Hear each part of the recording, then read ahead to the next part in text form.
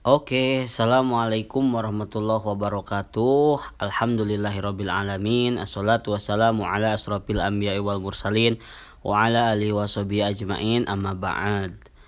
Puji syukur kita panjatkan kehadirat Allah Subhanahu wa taala. Shalawat beserta salam semoga tercurah limpah kepada junjungan kita Habibana wa Nabiyana wa Maulana Muhammad sallallahu alaihi wasallam. Wih, ketemu lagi nih kita di pelajaran pendidikan agama Islam bersama saya Bapak Dendi Munandar.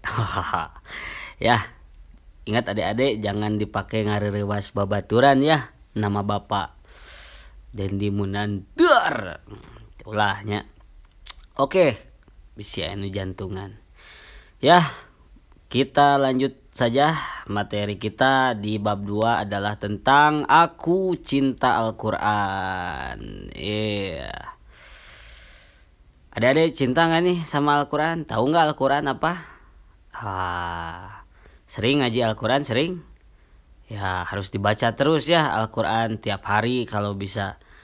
Ya minimal satu hari itu satu ayat ya. Kalau malas-malas banget mah ya syukur-syukur bisa satu halaman. Pokoknya kita harus rutin membaca Al-Quran. Oke, langsung saja kita ke materi. Sret. Nah, mau belajar apa cenah kita teh? Ya. Oke. Nih, di materi ini kan tadi Aku Cinta Al-Quran. Umat Islam. Itu nggak ada tanda tanya ya. Kesengaja Bapak pakai tanda tanya biar nanti kita akan menanyakan tentang diri kita. Umat Islam harus mencintai Al-Quran, kitab suci umat Islam. Jadi ini ada tanda tanya ya. Kita umat apa nih? Umat Islam ya. Nah, kalau umat Islam, ngaku umat Islam, sok cung. Cung online ya. Kita yang merasa umat Islam itu harus mencintai Al-Quran. Nah, kenapa? Karena Al-Quran itu adalah kitab suci umat Islam. Nah, jadi umat Islam itu Allah turunkan pedoman hidup, buku, ya kitab berupa Al-Quran. Nah, jadi kita harus cinta, harus sayang. Nah, kayak misalkan adik-adik cinta nggak sama orang tua? Cinta ya. Cinta nggak sama keluarga? Cinta. Cinta sama teman-teman? Cinta. Gimana sok kalau misalkan adik-adik cinta sama orang tua?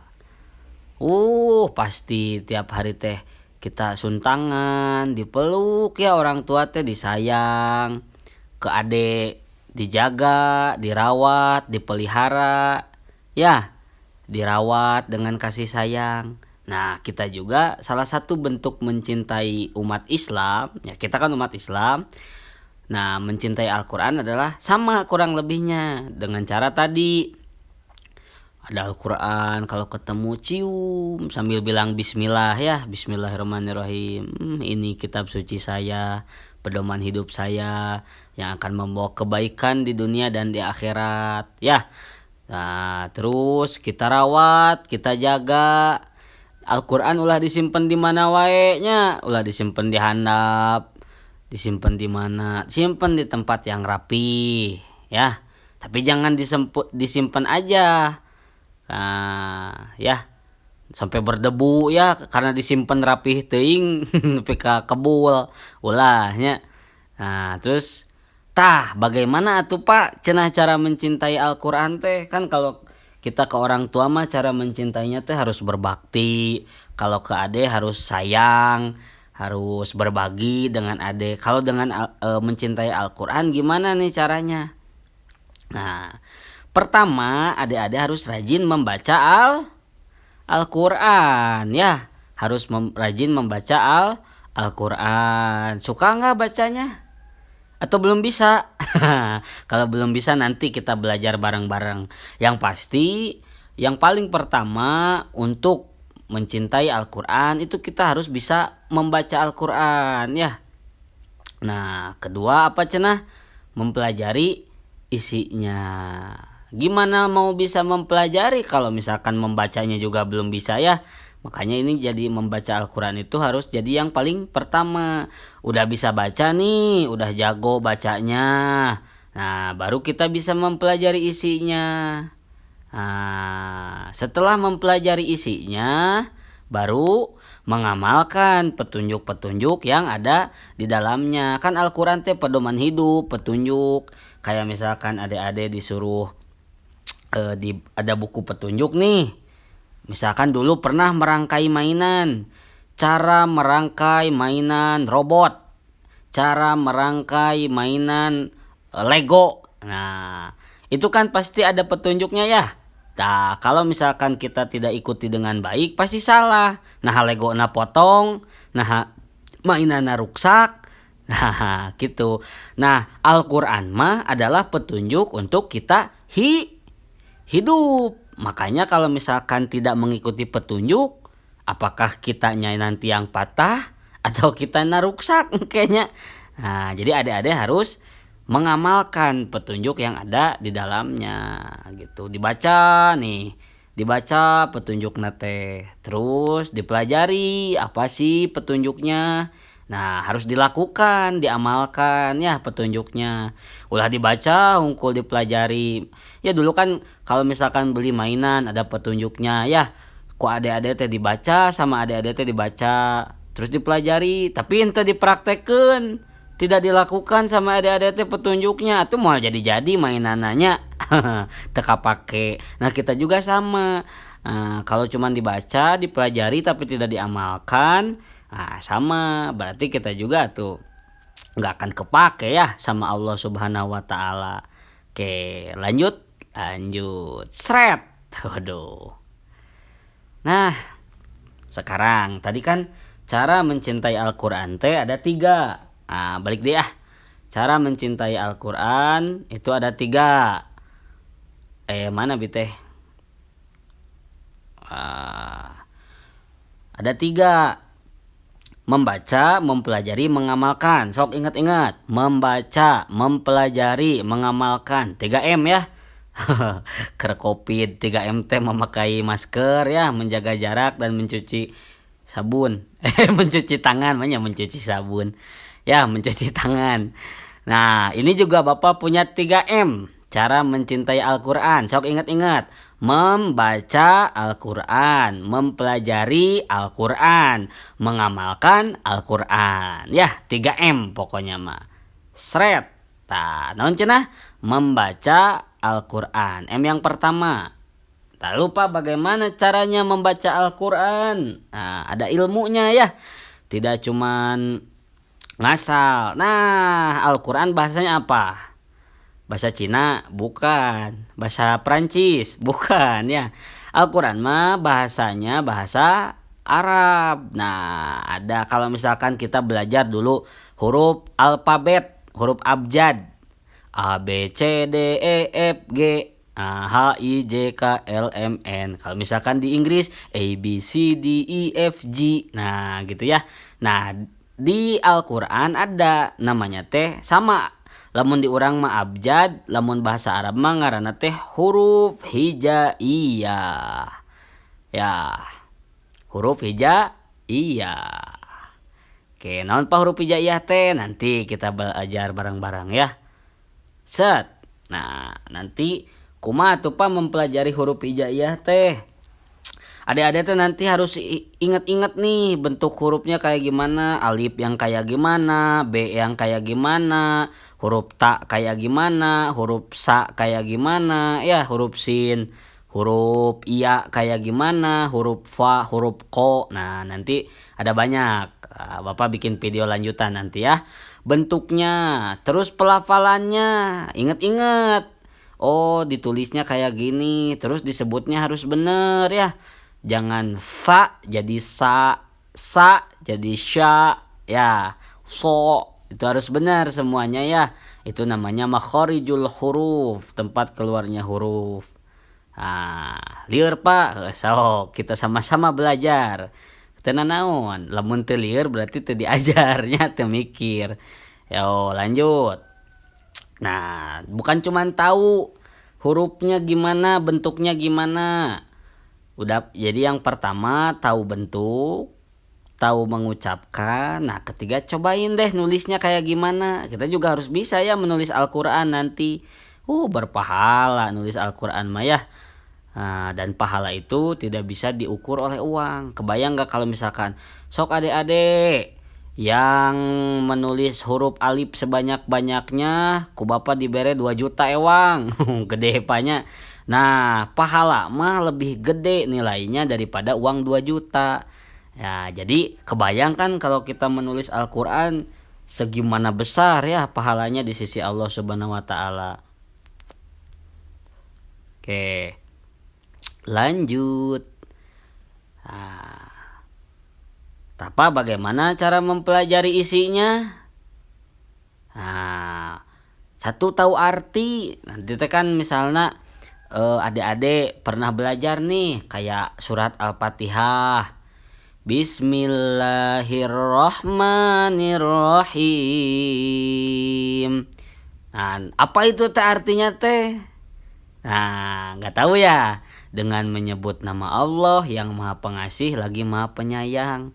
Jadi segala sesuatu tuh kan kalau udah tahu arti mah nanti adik-adik paham. Nah, intinya tahu dulu artinya mau sholat nih ya. Allahu Akbar. Kalau nggak tahu artinya mah nanti kita nggak bisa meresapi, nggak bisa merenungi. Meresapi teh lain meresapinya, tapi menghayati. Ya gak bisa merenungi isi dari Al-Qur'an. Jadi kudu tahu, harus tahu dulu artinya apa. Nah, udah tahu artinya, pahami maknanya. Kan kadang ada bahasa-bahasa yang karena Al-Qur'an mah sastranya tinggi ya. Aduh, sastra teh apa kayak puisi lagi, tapi Al-Qur'an lebih dari puisi. Nah, jadi harus paham maknanya. Ada beberapa ayat yang mungkin tidak bisa dipahami oleh usia adik-adik. Nah, tenanawannya kita belajar bertahap. Dipahami maknanya, setelah itu baru diresapi dan direnungi isinya. Harus direnungi. Kayak tadi misalkan Allah, kalau mau sholat ya, Allahu Akbar. Nah, apa artinya Allahu Akbar teh? Allah maha besar, lalu terbayang kebesaran Allah. Jadi begitu ngangkat tangan teh, Allah yang menciptakan gunung, Allah yang membuat aku bernapas, Allah yang membuat aku berkedip, mata aku berkedip ya. Nah, kebayangnya kalau misalkan Allah tidak membuat mata kita berkedip, ngicep berkedip teh aya kebul teh, aduh teh bisa dikicepkeun atuh ripuhnya mata kita teh ya. Atau misalkan hidung kita malikna kahandap, Allah mah maha besar, tahu kebutuhan makhluknya ya. Hidungna dikahandapkeun. Kabayang mun irungna malik kaluhurnya atuh mun hujan teh kudu nyieun kentengnya. Alhamdulillah ya. Nah, jadi harus diresapi begitu Allahu Akbar, terbayang kebesaran Allah oleh kita semua. Oke. So, kemudian bagaimana Pak cara mengamalkannya? Jadi tadi untuk bagaimana mempelajari isinya, ini juga ada 3M. Mengetahui, memahami, meresapi, dan merenungi. Ya, balikan deui ah. Mengetahui 3M ya, 3M. Mengetahui, memahami, dan meresapi dan merenungi ya. Oke, lanjut. Pak, bagaimana cara mengamalkannya? Tahu mengamalkan, melakukan atau mempraktekannya. Nah, cara mengamalkannya bertahap adik-adik, mencoba sok dikit-dikit, harus dicoba. Pas salah teu nanaon da diajar ngaranna ge. Semangat we terus ya, nanti dibenerin, nanti dikasih tahu yang bener yang kayak gimana. Salat sok we, teu nanaon jiga cungkelik cungkedang heula ge nya. Naik turun tikusruk sujud maksud namanya sujud. Teu nanaon kan kalau misalkan adik-adik mah suka main-main ya kalau salat teh. Allahu Akbar, Allahu Akbar, sujudna nyungsep. Nah, teu nanaon, bertahap lah. Ada kita mah masih belajar. Yang penting mau dulu sholat. So, Udah sholat, udah mencoba. Jadi yang pertama apa? Mencoba, lain mencolok babaturan, mencoba ya, mencoba. Nah, udah mencoba, harus kan tadi udah nih, udah main-main ya. Kan bae main-main heula. Nah, udah main-main, sok kita coba rada benerin dikit-dikit. Ya, jangan main-main terus, kali-kali kita coba serius. Nah, kan baik dah usia adik-adik mah usia main-main ya. Nah, nanti kita coba serius nih. Semaksimal mungkin ya. Baru, nah, tapi ada syarat nih, harus mencontoh Nabi Muhammad. Jadi kalau sholat tuh harus seperti sholatnya Nabi, harus mencontoh ke Nabi. Kan Nabi punya suka meriwayatkan hadis. Nah, kita ikuti hadis-hadis Nabi. Terus teh cara dari guru-guru kita ya. Nah, yang terakhir untuk mengamalkannya itu harus ikhlas, harus karena Allah. Nah, jadi bertahap. Kalau ada mah ya pasti hareureuy heula sok we cobaan. Mencoba dulu untuk mengamalkannya, mencoba sodako, mencoba zakat, mencoba puasa ya. Nah, baru udah ini nih heureuy wae tadi dia teh. Baongnya salat taraweh bari ngadahar seblak ada mahnya ulah atunya. Nah, baru berusaha rada serius semaksimal mungkin. Nah, ketiga mencontoh Nabi. Jadi harus mencontoh Nabi cara mengamalkannya teh ya. Nah, yang terakhir itu juga harus ikhlas. Kalau nggak ikhlas, kita karena ingin dilihat orang, ingin dipuji orang tua, ingin dipuji guru. Kalau gitu mah nanti nggak akan ada pahalanya, adik-adiknya lebar capek weh hungkul gitu. Tapi untuk proses belajar gak apa-apa karena ini juga belajar. Misalnya sementara mah karena ingin dia nanti diburuhan. Sok ada ibu-ibu kan bapak-bapak di rumah ya, bapak adik-adik suka sok puasa engke dikasih 5.000. Nah, tenanawan keur diajar mah. Nah, tapi nanti pada akhirnya harus ikhlas karena Allah Subhanahu wa taala. Ayo kita lanjut. Nah, pakan Al-Quran itu tebalnya tuh ada 604 halaman, ada 114 surat dan 30 juz, loba pisan. Sekarang kita mau pelajari semuanya? Tentunya enggak, adik-adik ya. Hari ini kita hanya akan belajar sebagian kecil dari banyaknya petunjuk hidup yang ada di Al-Quran. Belajar apa tuh kita hari ini? Ya, sret. Nah, udah tahu belum surat apa ini? Pernah lihat? Nah, Bapak bacakan dulu ya. Kalau ada yang sudah bisa baca, ikutin. Kalau misalkan Pak Bima belum bisa baca, dengerin we suara Bapak, terus ikutin. Kan sok ngalelewenya maneh mah. Nanti sok ngalelewe kakolot geningnya suka tahu ngalelewe enggak?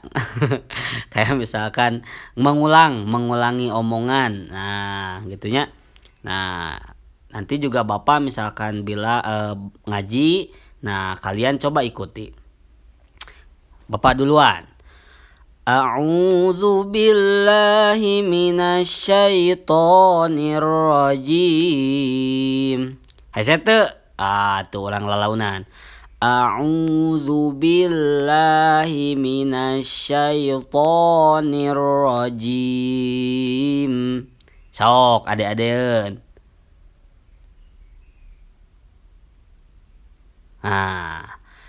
Bismillahirrahmanirrahim. Yo, adik-adik sekali.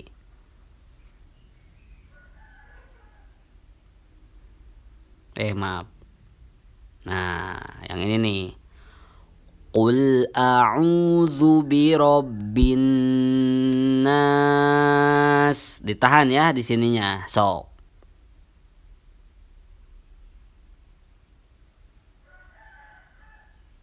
Nah, malikin nas. Yo. Ilahin nas. Sekali adik-adik. min syarril waswasil khannas.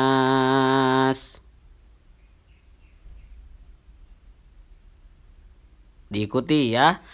Alladzi yuwaswisu fi sudurin nas minal jinnati wan nas.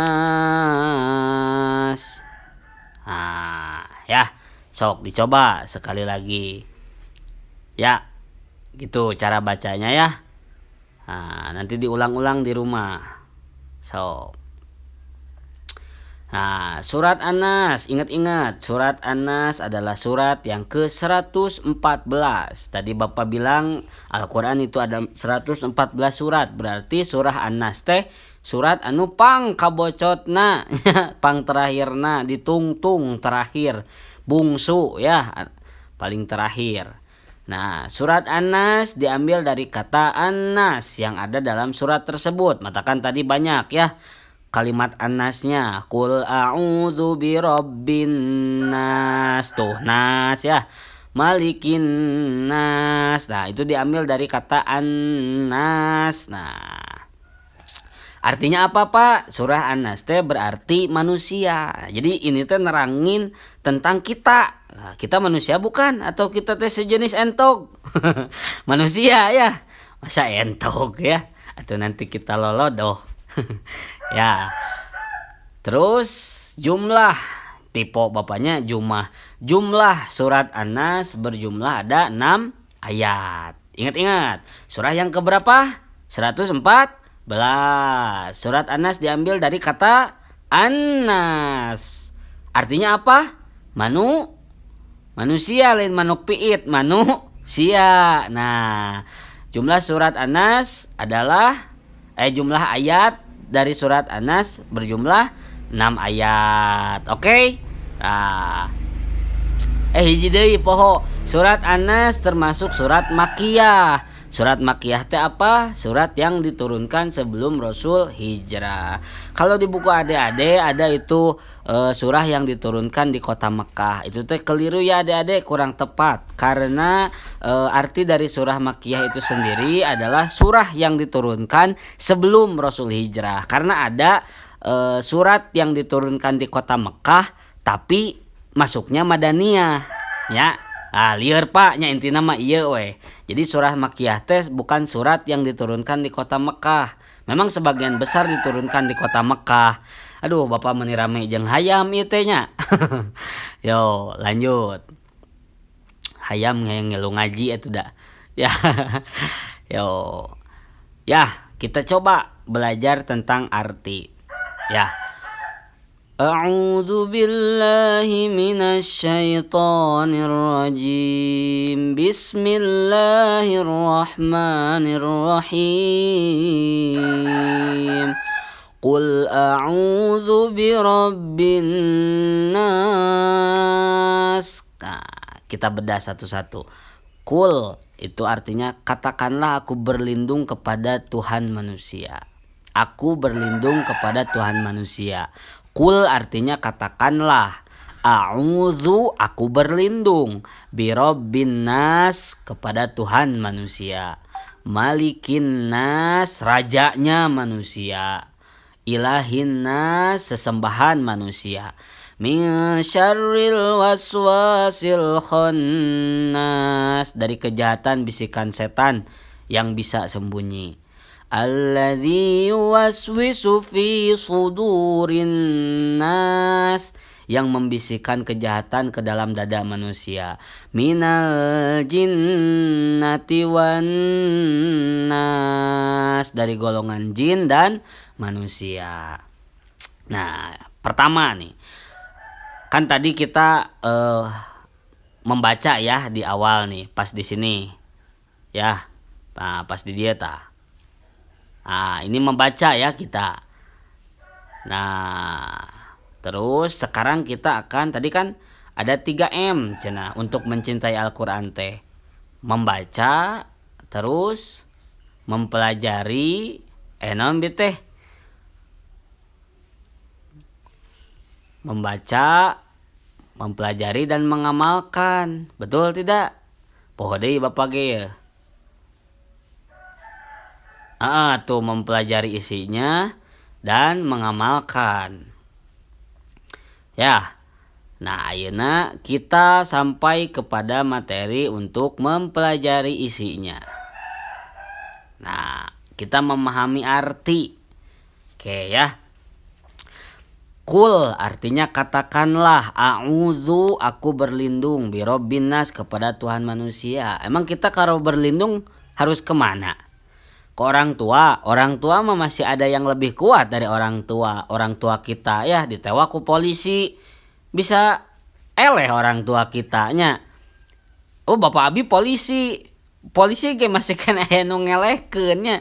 Di pengadilan militer anger eleh sok.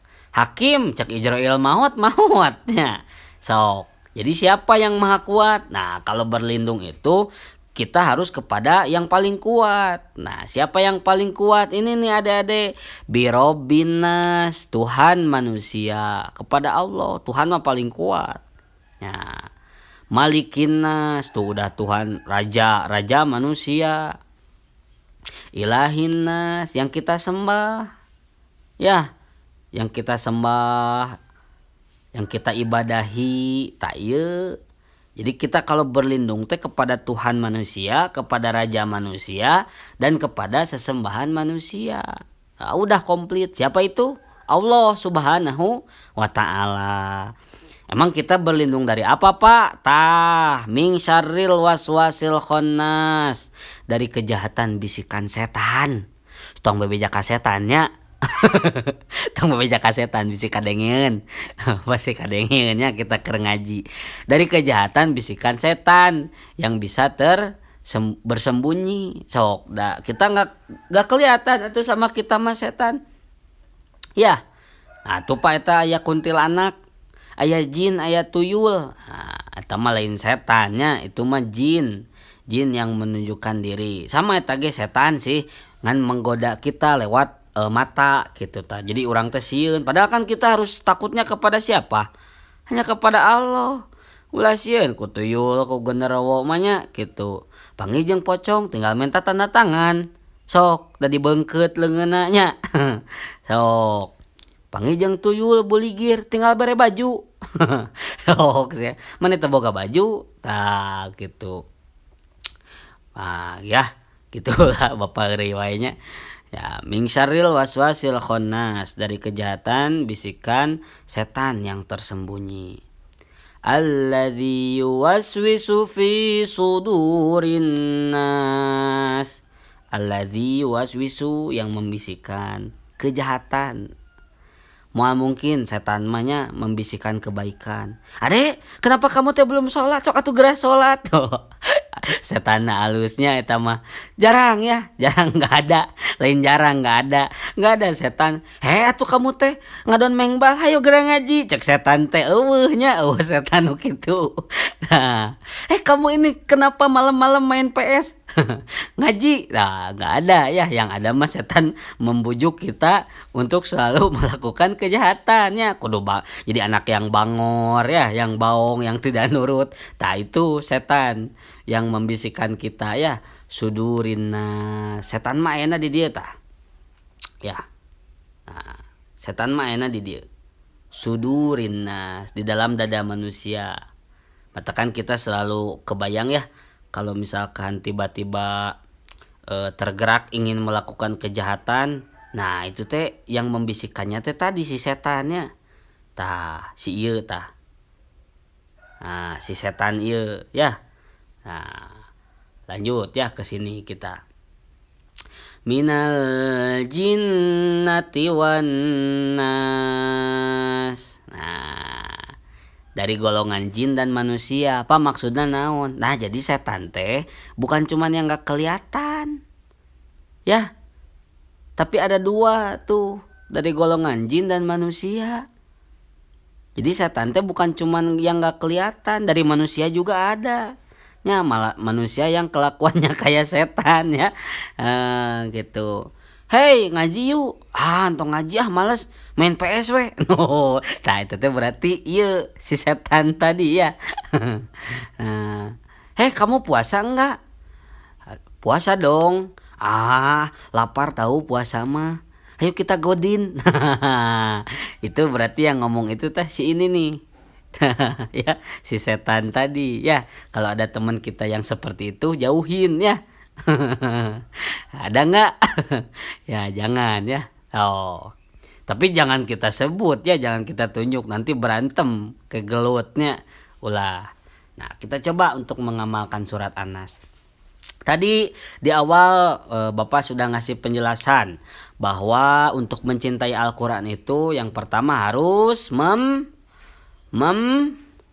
membaca, yang kedua harus mempelajari, yang ketiga harus mengamalkan. Nah, kita sudah sampai nih penjelasan yang ketiga, mengamalkan.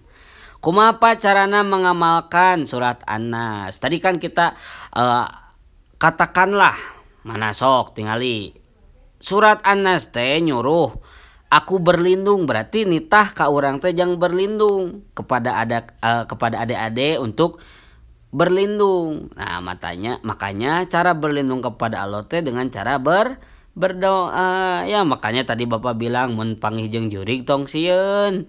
Kalau ketemu setan jangan takut, tinggal berdoa aja ya, doa makan. Orang dahar jurig nanya. Kita tuang ya.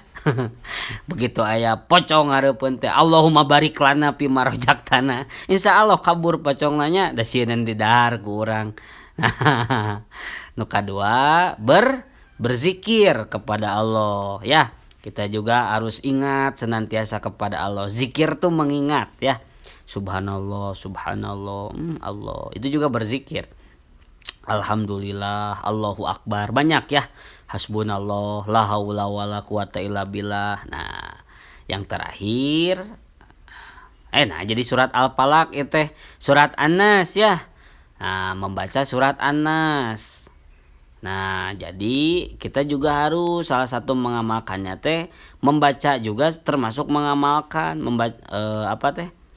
Mengamalkan iya, cara mencintai Al-Qur'an kan membaca. Nah, membaca juga udah termasuk mengamalkan itu teh ya, mengamalkan cinta kita kepada Al-Qur'an. Karena Al-Qur'an menyuruh kita untuk membacanya. Jadi kita secara otomatis ketika kita baca Al-Qur'an, kita sedang mengamalkan surat An-Nas ini ya. Itu aja, terima kasih, mudah-mudahan bermanfaat. Mohon maaf Bapak loba heureuna nya. Mudah-mudahan adik-adik bisa menyimak dan menangkap materinya dengan baik. Kalau misalkan ada kata-kata Bapak yang salah, yang di sana ada kekeliruan, semoga Allah mengampuninya karena itu datang dari diri Bapak sendiri. Kalau misalkan ada kebenaran, semata-mata hanya datang dari Allah Subhanahu wa taala. Kita tutup.